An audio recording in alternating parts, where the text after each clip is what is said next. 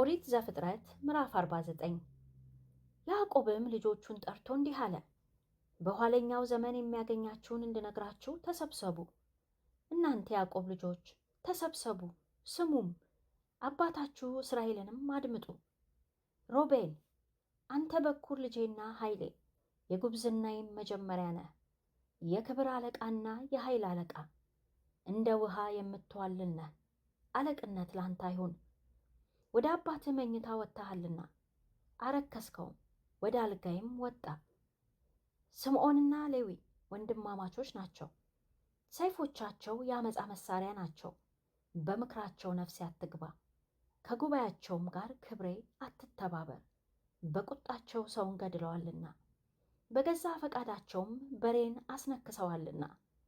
ቁጣቸው ርጉም ይሁን፣ ጽኑ ነበርና ኩርፍታቸውም ብርቱ ነበርና።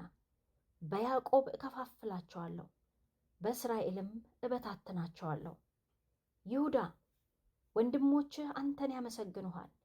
እጅህ በጠላቶችህ ደንደስ ላይ ነው። የአባትህ ልጆች በፊት ይሰግዳሉ። ይሁዳ የአንበሳ ደቦል ነው።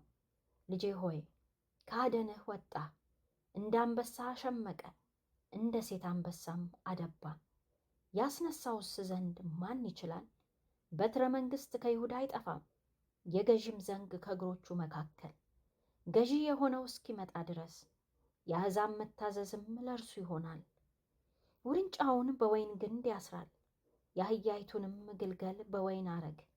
ልብሱን በወይን ያጥባል፣ መጎናጸፊያውንም በወይን ደም። ዓይኑም ከወይን ይቀላል፣ ጥርሱም ከወተት ነጭ ይሆናል።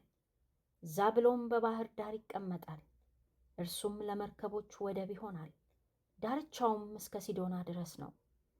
ይሳኮር አጥንተ ብርቱ አህያ ነው፣ በበጎች ጉሮኖም መካከል ያርፋል። እረፍትም መልካም መሆኗን አየ፣ ምድሪቱም የለማች መሆኗን። ትከሻውን ለመሸከም ዝቅ አደረገ፣ በሥራም ገበሬ ነው ሆነ። ዳን በወገኑ ይፈርዳል፣ ከእስራኤል ነገድ እንደ አንዱ። ዳን በጎዳና ላይ እንደ እባብ ይሆናል፣ በመንገድም እንደ ቀንዳም እባብ። ፈረሱን ከሰኮናው ይነክሳል፣ ፈረሰኛም ወደ ኋላው ይወድቃል። እግዚአብሔር ሆይ መድኃኒትህን እጠብቃለሁ። ጋድን ዘማቾች ይዘምቱበታል፣ እርሱ ግን ተከታትሎ ይዘምትባቸዋል። የአሴር እንጀራው ወፍራም ነው፣ ለነገሥታቱም ደስ የሚያሰኝ መብልን ይሰጣል። ንፍታሌም የተፈታ ሚዳቋ ነው፣ መልካም ቃልን ይሰጣል። ዮሴፍ ትንሹ የፍሬ ዛፍ ነው፣ በምንጭ አጠገብ የሚያፈራ የፍሬ ዛፍ። አረጎቹ በቅጥር ላይ ያድጋሉ። ቀስተኞች አስቸገሩት፣ ነደፉትም፣ ተቃወሙትም። ነገር ግን ቀስቱ እንደ ጸና ቀረ፣ የእጆቹም ክንድ በያዕቆብ አምላክ እጅ በረታ።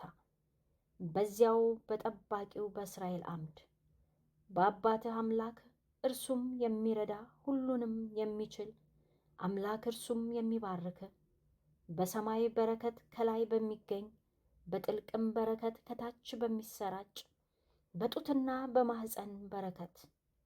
የአባትህ በረከቶች ጽኑዓን ከሆኑ ከተራሮች በረከቶች ይልቅ ኃያላን ናቸው። ዘላለማውያን ከሆኑ ከኮረፍቶችም በረከቶች ይልቅ ኃያላን ናቸው። እነርሱም በዮሴፍ ራስ ላይ ይሆናሉ፣ በወንድሞቹ መካከል አለቃ በሆነው ራስ አናት ላይ።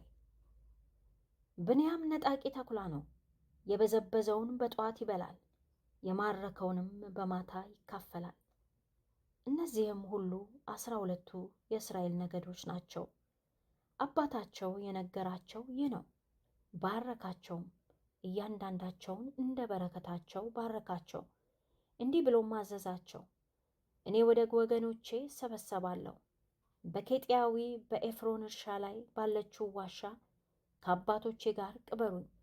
እርሷም በከናን ምድር በመምሬ ፊት ያለች አብርሃም ለመቃብር ርስት ከኬጢያዊው ከኤፍሮን ከእርሻው ጋር የገዛት ባለድርብ ክፍል ዋሻ ናት።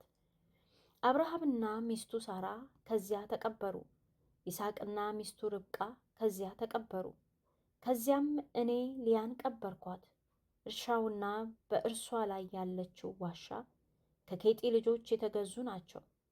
ያዕቆብም ትእዛዙን ለልጆቹ ተናግሮ በፈጸመ ጊዜ እግሮቹን በአልጋው ላይ ሰብስቦ ሞተ፣ ወደ ወገኖቹም ተከማቸ።